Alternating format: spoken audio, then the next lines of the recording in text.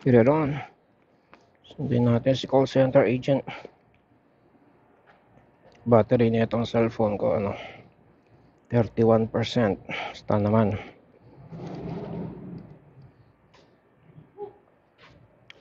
Naiwan ko siyang nakakapkat magdamag.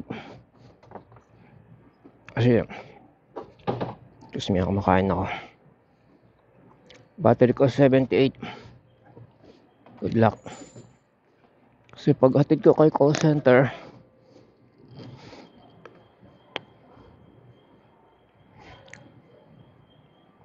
ako yun. Ganun tunog ko. Weird ah.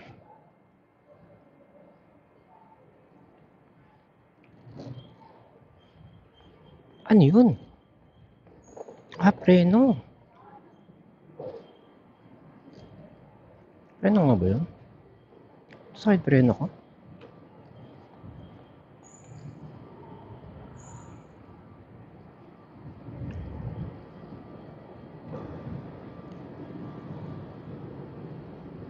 Si call center agent, sunduin natin. Battery ko ang baba. Yan. Okay. Yan, di ba? Thanks to Centro Mall and your staff for giving me free parking.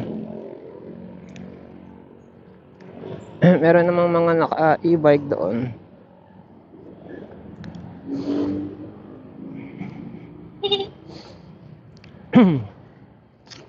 Talagang legit na e-bike, may pedal pa ganyan. Ito,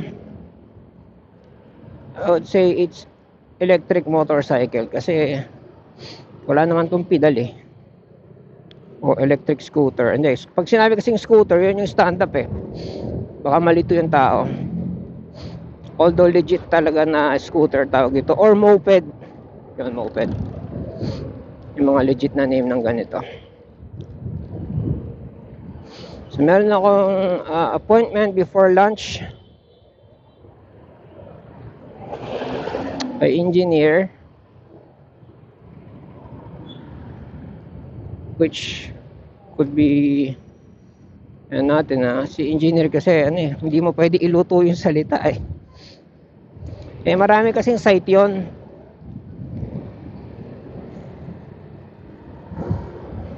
Tsaka minsan may mga basta yon. Pero although nakakailang mintis na rin siya sa usapan namin, ngayon finally nag-agree siya na makita kami ngayong araw na to before lunch. So let's see kung pwedeng isaing yung before lunch niya na Pero hatid ko muna si call center. Balik kagad, ligo. Gagawa akong malunggay. Malunggay, oregano, ihalo ko sa yung luya ko pala na energy drink. Nilaga ko, supposedly daw kasi yon hilaw na yung ipipuri mo. Ako nilaga ko. Parang literal na luya, ganon, alam mo yan.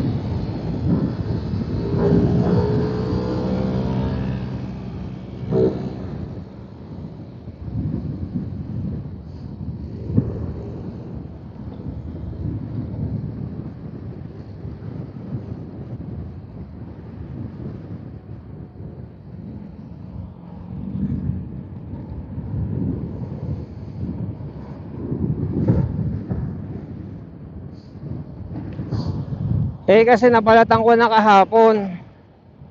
Tapos na-i-rep ko, ganyan. Sabi ko, baka wala nang katas to, nilaga ako na lang. Naranasan ko na naman yan. Pero masarap kasi nilaga bago mag-exercise. Yung mainit. Kasi ganun yung naalala ko na ginawa ko dati. Nung nagtayo kami ng gym dyan. Sa sports center, excuse me. Medyo gutom kami nun. Nadaan na lang namin sa Salabat.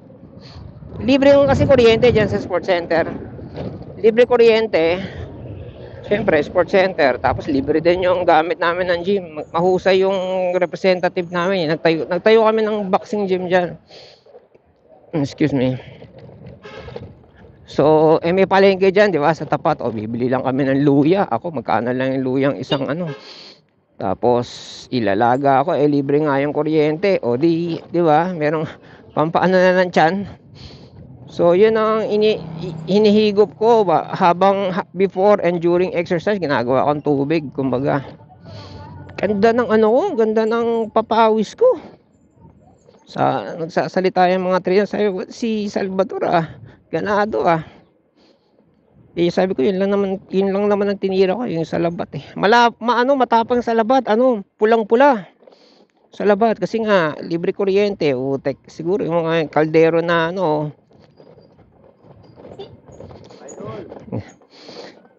yung kaldero na halos puno, pag yung kalahati na lang, pag kumulo na ng gusto, kaya palang pula yung yung sabaw, yung tsaa.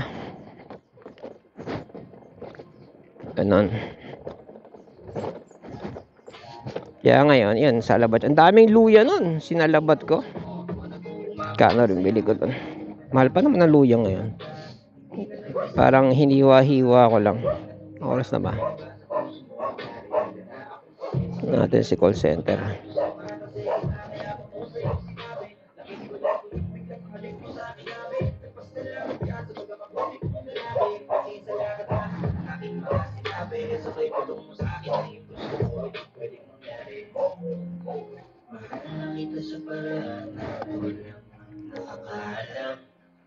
Mahal na kita kaso malang hindi mo yun alam.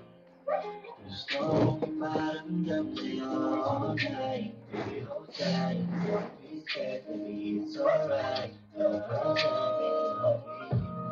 2 kulang 3 kilometers. Hindi, 2.5 kilometers pala. Ang oras na.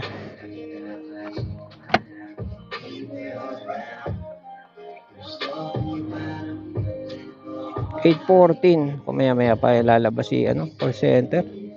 Tambay muna tayo rito.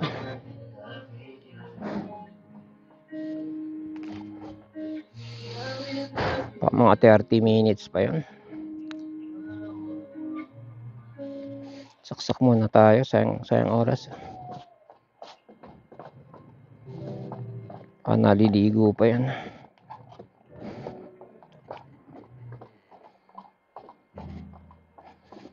Sa cellphone ko, saksak natin. Ganda ng motor niya. Laki ng gulong.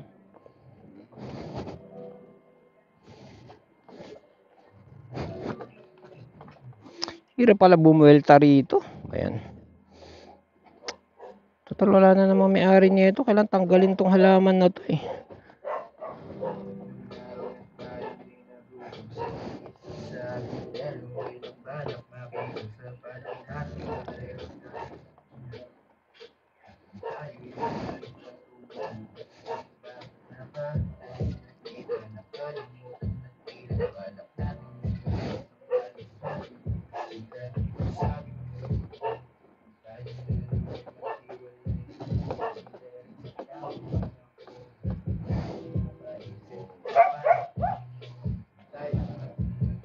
Ba't pumapalya na to?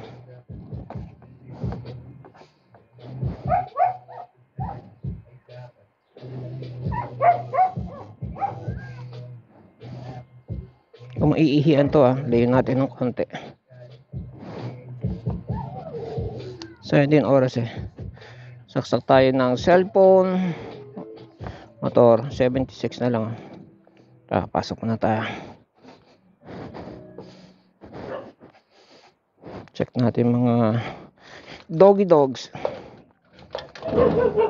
Ang tapang ang tapang ang tapang nito, ang tapang pasok natin.